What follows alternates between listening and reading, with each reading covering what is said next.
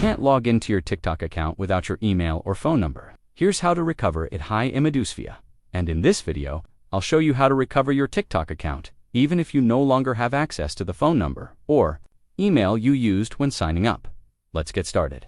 Step by step. Recover TikTok account without email or phone. Open the TikTok app and go to the login screen. Tap the question mark icon in the top right corner. Select Recover Your Account. Enter your TikTok username and tap Search. Then tap Need More Help.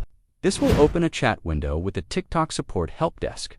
What to write to support? Let them know that you can't access your account and need help recovering it. Be sure to include your TikTok username, a current email address, where TikTok can contact Youth TikTok Support Team will follow up to verify your identity and help you regain access to your account. That's all it takes.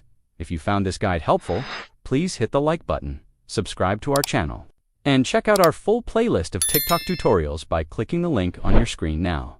Thanks for watching.